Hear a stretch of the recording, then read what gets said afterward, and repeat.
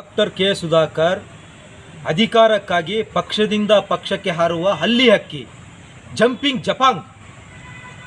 Raksha Ramaiah Amul baby, businessman. ಅವರು ರಾಜಕೀಯಕ್ಕೆ ಅನರ್ಹರು, ಅವರು ಬಿಸ್ನೆಸ್ಗೆ ಅರ್ಹರು. ಜನಸೇವೆ ರಾಜಕೀಯ ಅವರಿಂದ ಸಾಧ್ಯ ಇಲ್ಲ. ಅದಕ್ಕೆ ಕ್ಷೇತ್ರದ ಮತದಾರರಿಗೆ ಹೇಳೋದು, ಹೊಳಿಗೆ ಯಂತ್ರಕ್ಕೆ ರೈತ ಮಗನಿಗೆ ಭಾಸ್ಕರ್ ಅಂಕಾಲಮುಡುಗು ಶಿವಾರೆಡ್ಡಿಗೆ ಮತ ಹಾಕಿ ಅಂತೇಳಿ ಮನವಿ ಮಾಡ್ತಾ ಇದ್ದೀನಿ. ಯಾಕೆ ಮತ ಕೊಡಬೇಕು ಸರ್ ತಮಗೆ? ನಾನು ಬಡವ ರೈತ ಕುಟುಂಬದಿಂದ ಬಂದಿದ್ದೀನಿ. ನನಗೆ ಕ್ಷೇತ್ರ ಜನತೆಗೆ ಸಮಸ್ಯೆಗಳು ಗೊತ್ತು, ಸಾಮಾನ್ಯರ ಸಮಸ್ಯೆಗಳು ಗೊತ್ತು. ನಾನು ಸಾಮಾನ್ಯರಿಗೋಸ್ಕರ ಹುಟ್ಟಿದಾಗಲಿಂದ ಹೋರಾಟ ಮಾಡ್ತಾ ಇದ್ದೀನಿ, ಸಾಯೋ ತನಕನೂ ಹೋರಾಟ ಮಾಡ್ತೀನಿ. ನಾನು ಜನಸೇವೆ, ಜನಾರ್ದನ ಸೇವೆ ಎಂಬುದನ್ನ ನಂಬಿದ್ದೀನಿ, ಅದನ್ನೇ ಮಾಡ್ತೀನಿ. ನಾನು ಒಂದು ದಿನ ಬದುಕಿದ್ರು ಜನಸೇವೆಗೋಸ್ಕರ, ಸತ್ರು ಕೂಡ ಜನಸೇವೆಗೋಸ್ಕರ ಅಂತೇಳಿ ತಮಗೆ ತಿಳಿಸ್ತಾ ಇದ್ದೀನಿ. ನಾನು ರೈತ ಕುಟುಂಬದವನು. ಇವತ್ತು ಈ ಕ್ಷೇತ್ರದಲ್ಲಿ ಕರ್ನಾಟಕದಾದ್ಯಂತ ಒಕ್ಕಲಿಗರು 95% ಏನು ಬಡವರೇ, BPL ಸೇರಿದಂತವರೇ. ಆಮೇಲೆ ನಾನು ಹರಿಜನರ ಪರವಾಗಿ, ಗಿರಿಜನರ ಪರವಾಗಿ ಕೂಡ ಇದ್ದೀನಿ. 2019ರಲ್ಲಿ KH ಮುನಿಯಪ್ಪನವರ ಪರ 4 ಪ್ರೆಸ್ ಮೀಟ್ ಮಾಡಿದಂಥವ್ರು ನಾನೊಬ್ಬನೇ. ವ್ಯಾಪಕ ವಿರೋಧ ಇತ್ತು KH ಮುನಿಯಪ್ಪನವ್ರಿಗೆ. ನಾನೊಬ್ಬನೇ ಚಿಕ್ಕಬಳ್ಳಾಪುರದಲ್ಲಿ ಪ್ರೆಸ್ ಮೀಟ್ ಮಾಡಿದೆ, ಚಿಂತಾಮಣಿಯಲ್ಲಿ ಪ್ರೆಸ್ ಮೀಟ್ ಮಾಡಿದೆ, ಕೋಲಾರಲ್ಲಿ ಪ್ರೆಸ್ ಮೀಟ್ ಮಾಡಿದೆ, ಬೆಂಗಳೂರಲ್ಲಿ ಪ್ರೆಸ್ ಮೀಟ್ ಮಾಡಿದೆ KH ಮುನಿಯಪ್ಪ ಅವರ ಪರವಾಗಿ. ಅದೇ ರೀತಿಯಾಗಿ ಇನ್ನೊಂದು ಮುಖ್ಯ ವಿಷಯ ಏನು, ನಾನು ಏನು ಹೇಳ್ತಾ ಇದ್ದೀನಿ ಅಂದ್ರೆ, ನಾನು ಸಾಮಾನ್ಯ ಮತ್ತು ಬಡ ರೈತ ಕುಟುಂಬದವರಾಗಿರೋದು, ಪ್ಲಸ್ BPL ರೇಷನ್ ಕಾರ್ಡ್ಗೆ ಸಂಬಂಧಪಟ್ಟವರಾಗಿರೋದ್ರಿಂದ 2020 ಕೋವಿಡ್ ನಿಂತ ಮುಂಚೆ ಯಾರ್ಯಾರು ಸಾಲ ಮಾಡಿದರೆ, ಬ್ಯಾಂಕ್ ಸಾಲಗಳು, ಪ್ರೈವೇಟ್ ಸಾಲಗಳು, ಆ ಸಾಲ ಎಲ್ಲ ಮನ್ನಾ ಮಾಡಬೇಕು ಅಂತೇಳಿ ಸರ್ಕಾರ ಮನವಿ ಮಾಡ್ತೀವಿ. ಸರ್ಕಾರ ಏನಾದ್ರು ಇವತ್ತು ಸರ್ಕಾರ ಅನೇಕ ದೊಡ್ಡ ಕಂಪನಿಗಳಿಗೆ ರಿಲೀಫ್ ಕೊಡ್ತಾ ಇದೆ, ಲೋನ್ಗಳೆಲ್ಲ ಮಾಫಿ ಮಾಡ್ತಾ ಇದೆ, ಮನ್ನಾ ಮಾಡ್ತಾ ಇದೆ. ನಮ್ಮ ಬಡ ಜನತೆಗೆ, ನಮ್ಮ BPL ಕಾರ್ಡ್ ರೇಷನ್ ಕಾರ್ಡ್ ಹೊಂದಿರ್ತಾವ್ರಿಗೆ, ಬಿಲೋ ಪಾವರ್ಟಿ ಲೈನಲ್ಲಿ ಯಾರಿರ್ತಾರೆ ಅವ್ರ ಸಾಲ ಮನ್ನಾ ಮಾಡಲಿಲ್ಲ ಅಂತಂದ್ರೆ ನಾನು ಸತ್ಯಾಗ್ರಹವನ್ನು ಅನ್ಕೊಳ್ತೀನಿ, ಆಮರಣ ನಿರಾಹಾರ ದೀಕ್ಷೆ ಮಾಡ್ತೀನಿ. ಸರ್ಕಾರ ಒಪ್ಕೊಳ್ಳೋ ತನಕ ಸಾಲವನ್ನು ಮಾಡೋ ತನಕ ಆಮರಣ ನಿರಾಹಾರ ದೀಕ್ಷೆಯನ್ನು ಮಾಡ್ತೀನಿ ಅಂತ ಹೇಳಿ ತಿಳಿಸ್ತಾ ಇದ್ದೀನಿ. ತಮ್ಮಲ್ಲಿ ಕಲಕಲವಿಯ ಮನವಿ ಮಾಡ್ತಾ ಇದ್ದೀನಿ.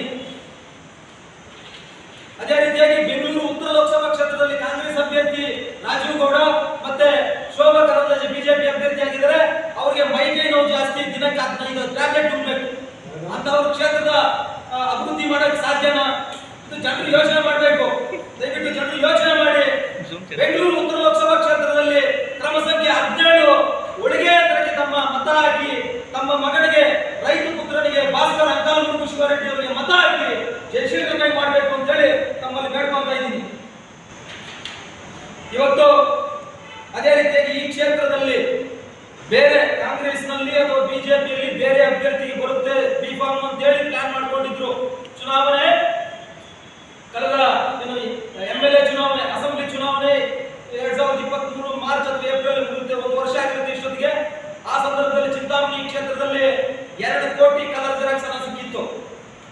ಇದುವರೆಗೂ SP ಅವರು ಆಗಲಿ, ಪೊಲೀಸ್ ಡಿಪಾರ್ಟ್ಮೆಂಟ್ ಆಗಲಿ ಮಾಹಿತಿ ಕೊಟ್ಟಿಲ್ಲ. ಈಗ ಈ ಚಿಕ್ಕಬಳ್ಳಾಪುರ ಕ್ಷೇತ್ರದಲ್ಲಿ ಜನವರಿಯಲ್ಲೇ ಲೋಡ್ ಮಾಡಿದರೆ 400 ಕೋಟಿ ನಕಲಿ ಹಣ.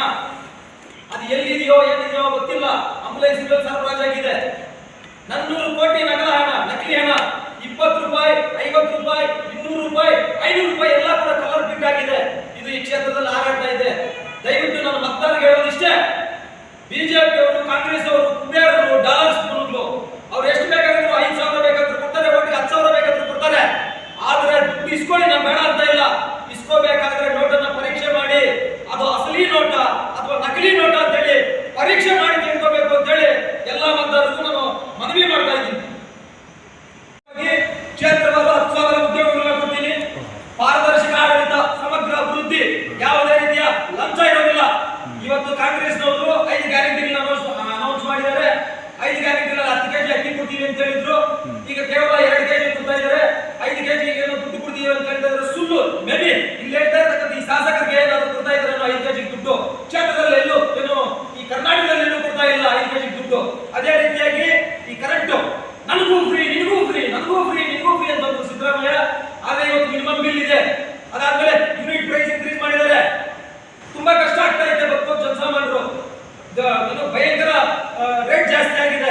ಸಾಮಾನ್ಯರು ಬದುಕೋದಕ್ಕಾಗ್ತಾ ಇಲ್ಲ, ಅಷ್ಟೊಂದು ರೇಟ್ ಇವತ್ತು ಪೆಟ್ರೋಲ್ ಆಗಿರ್ಬೋದು, ದಿನನಿತ್ಯ ಯೂಸ್ ಮಾಡ್ತಕ್ಕಂಥ ಪ್ರತಿ ವಸ್ತುಗಳಾಗಿರ್ಬೋದು ಭಯಂಕರ ರೇಟ್ ಇವತ್ತು ಈ ಕರ್ನಾಟಕದಲ್ಲಿ ಬದುಕೋದಕ್ಕೆ, ಭಾರತ ದೇಶದಲ್ಲಿ ಬದುಕೋದಕ್ಕೆ, ಸಾಮಾನ್ಯ ಬಡವರು ಬದುಕೋದಕ್ಕೆ ತುಂಬಾ ಕಷ್ಟ ಆಗ್ತಾ ಇದೆ. ಅಷ್ಟೊಂದು ರೇಟ್ಗಳಾಗಿದ್ದಾವೆ.